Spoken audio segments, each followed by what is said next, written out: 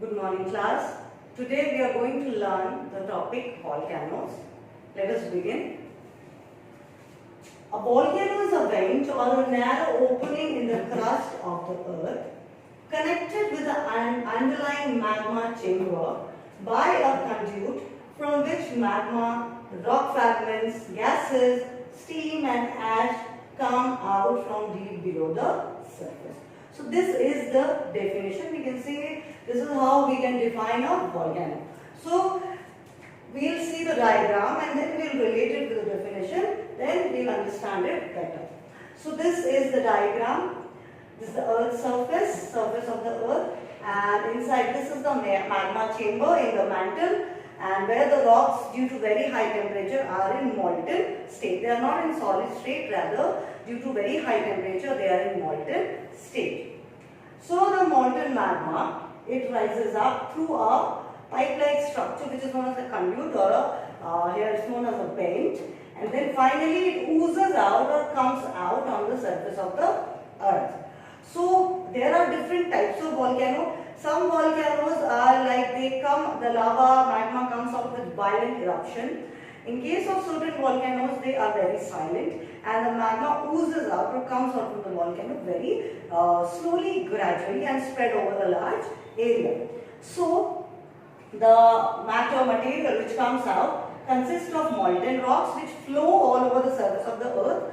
It also includes ash, rock particle, steam, dust particles and so on. So like this, this is a typical structure of a volcano, and the mouth of the volcano is known as a crater. So now, volcanology or volcanology, both the terms are same, either of them can be used, is the science which deals with the study of volcanoes. So when we study about volcano in a separate branch or in a separate discipline subject, then we call it volcanology or volcanology, and the people who learn about the types of volcano, about their nature, about the nature of their eruption, their effects, constructive as well as destructive effects, those people are known as volcanologists. So this is an introduction of the topic, that is what is a volcano. We have seen the typical structure of a volcano, and also we have learned the science which deal with volcanoes, its types and its effects. Let's proceed. The next is about the origin of volcano. So if we recall what we learned in the topic interior of the earth, we had learned about the three layers of the earth: crust, the uppermost layer, followed by mantle, the second layer, and the innermost layer, core. And we had discussed that crust and mantle, it exert pressure on the core. Similarly, crust exert pressure on the mantle. So we can say that the overlying rocks, the layer of rocks which are at the top, they exert pressure on the lower lying layers of rock. So this is the concept which I want to explain, that how a volcano forms. So when the overlying layers exert pressure on the layers below, then extreme pressure is felt, and due to which sometimes cracks appear. And now cracks appear and the hot molten magma, it comes out from the cracks to the surface of the earth. But why this magma is in liquid state? The answer is, as we go every 32 meter deep inside the ground, the temperature increases or rises by 1 degree Celsius. So by the time we reach the core, the temperature is average temperature is more than 5000 degrees Celsius, and in the mantle, in the upper portion only, it is 850 degrees Celsius. And as we go below, in the lower layers of the mantle, it is more than 2000 degrees Celsius. So like this, we can see that how much the temperature is high in the mantle from where the magma comes out. So as the overlying layers exert pressure on the lower lying layers, then due to the extreme pressure, crack appears on the surface, the top layers of the earth, that is on the crust. So from these cracks, through these cracks, the magma, it is in molten state, so it comes out to the surface of the earth. We can see it here from the magma chamber. This is magma, molten rock. It's all in liquid state. It comes out, oozes out from the volcanic vent and spread all over, and here it is known as lava.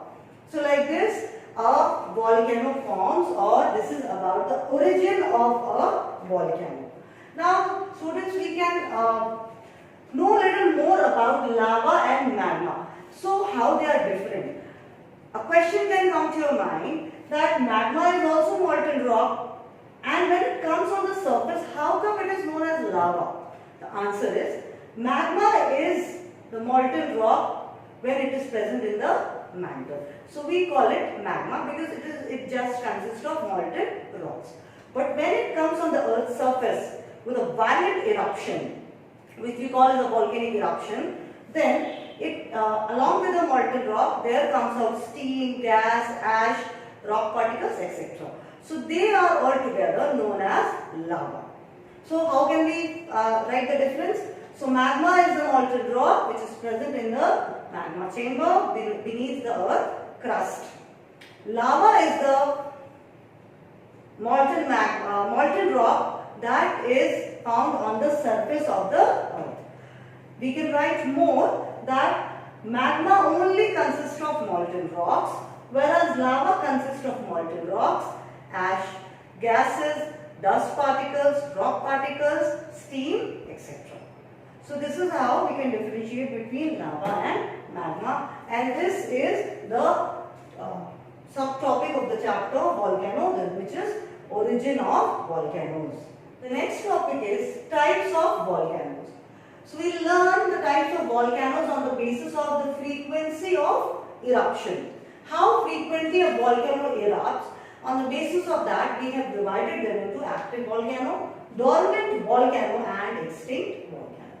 So an active volcano has erupted in the recent past, so we call them active volcanoes. There are good examples. Mount Stromboli, it is near Sicily and it is known as the lighthouse of the Mediterranean because of its frequent eruptions. Mount Etna in Italy, Mauna Loa in the Hawaii Islands, and Barren Island is the only volcanic zone or active volcanic region in India, which is in Andaman and Nicobar Islands. Now the next on the list is the dormant volcano. A dormant volcano is often known as a sleeping volcano because it has not erupted for a fairly long period of time, but there are chances of eruption in case of a dormant volcano. So we don't say that they are extinct or they are dead volcanoes. Rather, there are chances of it erupting in future. So there are good examples of Mount Vesuvius in Italy, Mount Krakatoa in Indonesia. Now I would like to say something like Mount Vesuvius was considered to be an extinct volcano, but suddenly it became active and the eruption was so violent that almost the whole city, the whole population was buried alive. And then later on it kept on erupting frequently. Mount Krakatoa in Indonesia, which is in between two islands, Java and Sumatra. There is a small island between Java and Sumatra where this mountain was, this volcano was. And when it erupted suddenly, it was earlier considered to be extinct because it had not erupted for a very, very long time, but suddenly it erupted, and when it happened, the whole mountain it disappeared, and the sound of the eruption could be heard about 4,800 kilometers from the source. So you can imagine the intensity of the eruption. And these were considered to be dead or extinct volcanoes, but suddenly they became alive. So it is very, very risky to settle in an area of dormant volcano because they are highly unpredictable. The third one in the list is extinct volcanoes. As the name says, they are extinct. They have not erupted from very, very remote geological past. So there is a very little chance of the eruption, and that's why they are known as extinct volcanoes. Very good examples: Mount Kilimanjaro and Mount Kenya in Africa, and Mount Aconcagua in South America. So they have not erupted from a very long remote geological past. So they are kept in the category of extinct volcanoes. The next topic is about the distribution of volcanoes all over the world. So there are major two belts. The first one is Circum-Pacific Belt or the Pacific Ring of Fire. In the map, this is the Pacific Ocean. So all along the Pacific Ocean, this belt stretches, which is known as Circum-Pacific Belt or the Pacific Ring of Fire. The name is such because it's a zone of active volcanoes which lies in the coastal areas or the mountainous areas of the continents, as well as on the seabed or the ocean bed of the Pacific Ocean. So these volcanoes are, most of them are active and they keep erupting frequently. That's why they are known as Pacific Ring of Fire. So let's learn what is their extent. So they extend from Andes mountain in South America, then up to North America. Here is the Rocky Mountains, then extend to the Aleutian Islands, further in Asia to the coast of Japan, then Indonesia, there are so many islands, Philippines, and then finally merges with the New Zealand, means it's extend up to New Zealand. So here the belt gets completed. So all along the Pacific coast, the active volcanoes, there is a series of volcanoes together known as Pacific Ring of Fire or the Circum-Pacific Belt. There are some important peaks in this belt. They are Mount Chimborazo and Cotopaxi on the Andes mountain, Mount Fujiyama in Japan, then we have Mount Mayon in Philippines, then there is Mount Krakatoa in Indonesia, and so on. So there are many others, and there are about 40 active volcanoes on the Andes, 35 in Japan, 70 in Indonesia, and 100 in Philippines. So this region has maximum number of active volcanoes in the Pacific Ring of Fire or in the Circum-Pacific Belt. So nearly 80% of the total number of active volcanoes in the world are located in the Circum-Pacific Belt. So this is the biggest zone where volcanoes are found. Now, you know, students, why the volcanoes are found here? The answer is, these are the zone of convergence. You can see the line, the boundaries, these are actually plate margins. The two plate, as I taught you when I was teaching you chapter landforms, as well as in the chapter interior of the earth, I had taught you about how due to folding, means due to compression, two land masses, they come towards each other, converge, and then lead to the formation of fold mountains, and magma comes out from within the earth and form volcanic structures. So like this, you can see different plates are named: North American plate, Eurasian plate, Caribbean plate, Nazca plate, South American plate, Pacific plate. So Pacific plate is one of the largest plate, and it is only having ocean, means the ocean floor of the Pacific Ocean. Cocos plate, Philippines plate, Indo-Australian plate. So India and Australia lies in a single plate. So like this, there are several plates, and we had discussed about the plate tectonics, that how two plates move towards each other, or they move away from each other, or simply they move shear past, means they move parallel without constructing or destructing anything. So there are all so many types of plate boundaries. So when they converge, they lead to volcanic eruption, earthquake, and so on. So the plate movement of the plates is the reason of the eruption, that is volcanic eruption. So this is about the first major belt, that is Circum-Pacific Belt or Pacific Ring of Fire. Now next is the Mid-World Mountain Belt. So Mid-World means it mostly lies in the continents. So this belt doesn't have many volcanoes. It is much smaller compared to the Pacific belt or circum-Pacific belt or Pacific ring of fire. So let us learn about this belt. So this belt lies in the, here is the Himalayas. So it lies in the young fold mountain belt of alpine Himalayan mountain system. This belt stretches from Mediterranean. So here is the Mediterranean Sea. From here it starts and move eastward and reaches Himalaya, extending till here, and from the Himalayas it will bend southward and reaches Andaman and Nicobar Islands, and then finally it's moved further and near Indonesia it merges with the Pacific belt.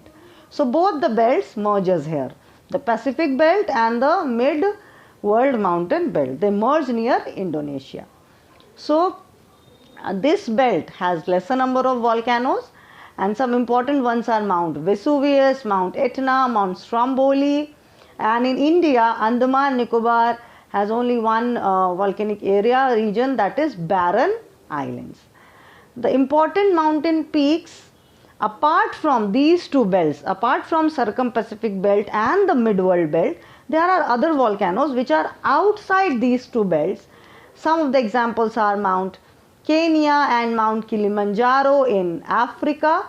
They are along the Great Rift Valley of Africa. They are found here. The volcanic peaks, Mount Kilimanjaro, you know Mount Kilimanjaro is the highest mountain peak in Africa, and Mount Kenya. Then there are volcanic peaks in the Hawaiian Islands, in Pacific Ocean, and other volcanic peaks are in Atlantic Ocean as well, outside the two major belts. They are Iceland here, then Cape Verde and Canary Islands. So they also have active volcanoes. So this is. Now we will proceed to the last topic of the chapter, that is the effects of a volcano. There are destructive effects as well as constructive effects. So let us start with the destructive effects. First point here is loss of life and property.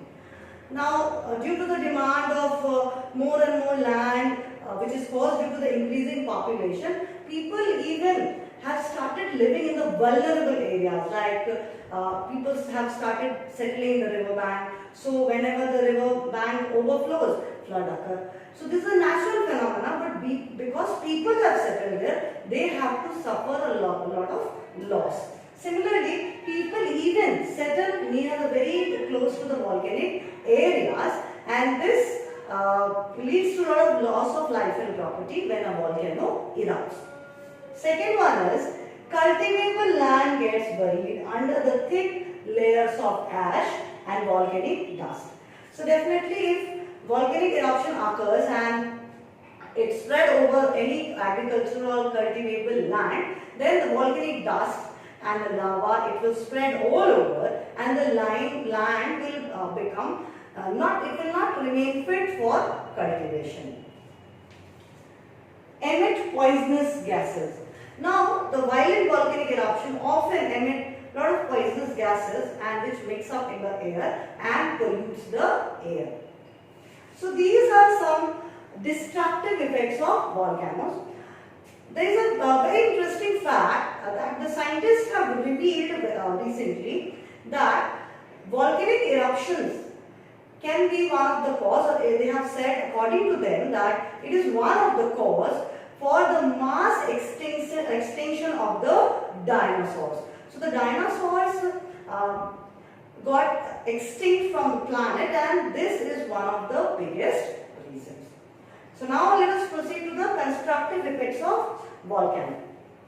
Weathering of igneous lava rock on black soil. Now students, black soil is a very fertile soil. It is formed by, weathering means breaking down of lava rocks. So igneous rocks are lava rocks. We have learnt in the topic rocks that igneous rocks are formed by the cooling down of lava. So these rocks, when they break, when weathering happens, then they turn into black soil, which is very good for cotton, for the cultivation of cotton.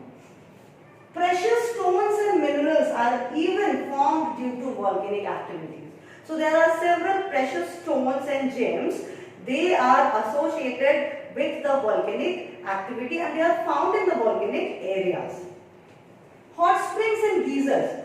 So students, you must have heard and seen several pictures. Even in the movies they show a beautiful scene where the water is coming naturally out from beneath the earth's surface. So they are actually hot springs and geysers. How they are formed?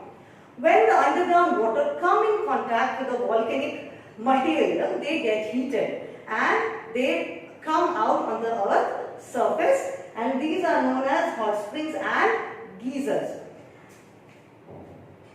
Even the volcanoes, they attract tourists with their scenic beauty. If we take an example of the Yellowstone National Park in USA, it's a very beautiful place, but it's a volcanic area. But due to its natural scenic beauty, it has attracted several tourists from all over the world. So these were the constructive as well as destructive effects of a volcano.